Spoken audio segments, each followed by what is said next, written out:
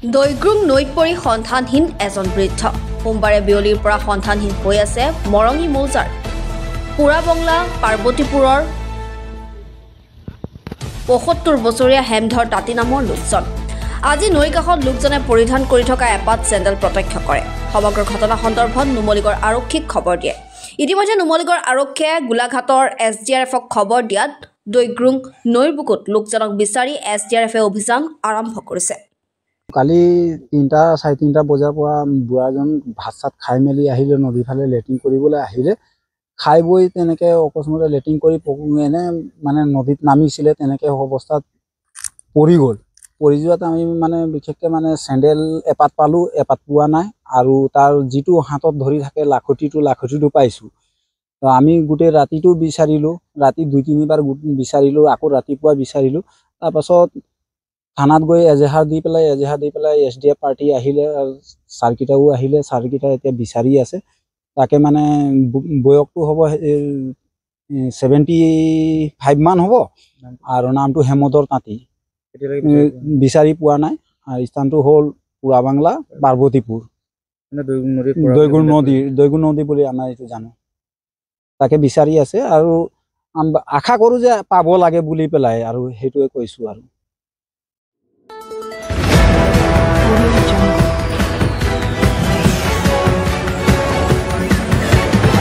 পুৰাবংলা খেলপথাৰত ঝুমুৰ নৃত্যৰে বিশ্ব অভিলেখ গঢ়াৰ প্ৰশিক্ষণ চলি থকাৰ সময়তে খেলপথাৰৰ মাজত উদন্ত যুৱকৰ বাইক ষ্টেণ্ড কৰি নুমলীগড় আৰক্ষীৰ জালত উদন্ত যুৱক।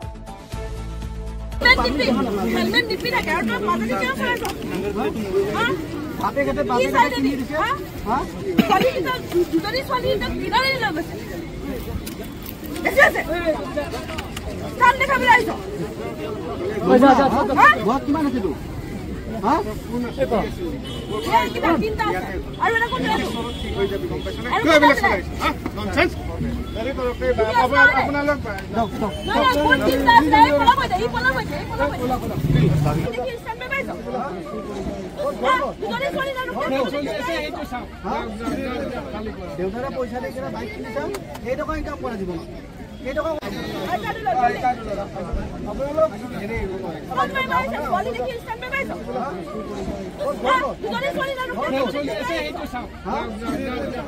দেউতাৰে পইচা দি কিনে বাইক কিনিছা, সেই টকা ইনকাম কৰা জীৱনত।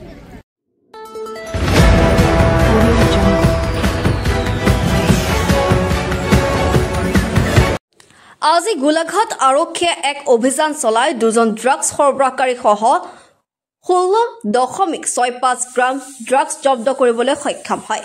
এক গোপন সূত্ৰৰ পম খেদি আজি গোলাঘাট সদৰ আৰক্ষী থানাৰ ভাৰপ্ৰাপ্ত আৰক্ষী বিষয়া মিণ্টু সন্দিকৈ নেতৃত্বত এটা আৰক্ষীৰ দলে আঠগাঁও বৰাহী গাঁৱৰ পৰা 4.91 গ্ৰাম ড্ৰাগছসহ চন্দ্ৰজ্যোতি বৰা নামৰ এজন লোকক আটক কৰিবলৈ সক্ষম হয়।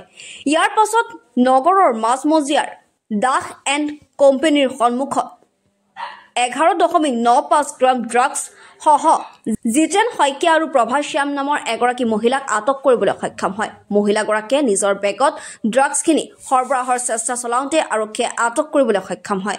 এই সমগ্ৰ ঘটনাৰ বিষয়ে বৰ্তমান গোলাঘাট আৰক্ষীয়ে তদন্ত প্ৰক্ৰিয়া আৰম্ভ কৰিছে।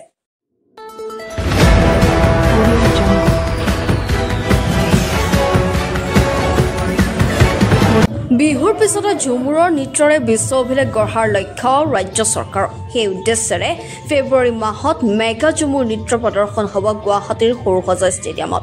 বিহুৰ নিচিনাকৈ বিশ্ব দৰবাৰত ঝুমুৰ নৃত্যক প্ৰতিষ্ঠা কৰাৰ লক্ষ্যৰে এই পদক্ষেপ হাতত লৈছে ৰাজ্য চৰকাৰে।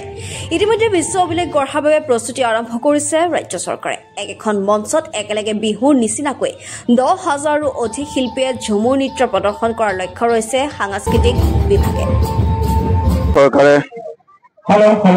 পোনপ্ৰথমে মই অসম চৰকাৰক ধন্যবাদ জনাইছোঁ। আমাৰ বিহুৰ পিছতে এইবাৰ ঝুমুৰক আমাৰ বিশ্ব দৰবাৰত প্ৰতিষ্ঠা কৰিব গৈ আছে। এই ঝুমুৰৰ জৰিয়তে আমাৰ চাহ জনগোষ্ঠীসকলে বিশ্ব অভিলেখত এইবাৰ নাম অন্তৰ্ভুক্ত হ'ব বুলি মই আশা ৰাখিছোঁ। আমাৰ অসম চৰকাৰে যি ধৰণে আজি ঝুমুৰক বিশ্ব দৰবাৰত প্ৰতিষ্ঠা কৰিবলৈ আমাক উৎসাহিত কৰিছে, আমি পোনপ্ৰথমে মুখ্যমন্ত্ৰী মহোদয়ক, আমাৰ বিধায়কসকলক সকলোকে ধন্যবাদ জ্ঞাপন কৰিছোঁ। আজি আমাৰ প্ৰতিটো চাহ বাগিচাৰ পৰা খমটাই সমষ্টিৰ সৰু সুৰা বাগান হিচাপে আমাৰ 37টা আছে।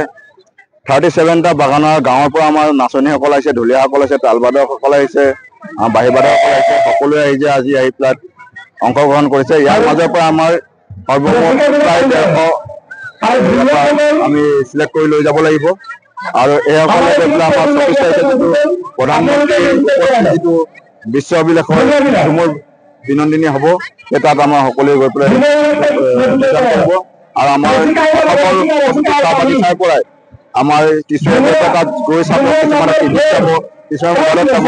সকলোৱে চাহ জনগোষ্ঠীসকলে আমাৰ এইবাৰ মুখ্যমন্ত্ৰী হিমন্ত বিশ্ব শৰ্মাক ধন্যবাদ জনাইছে।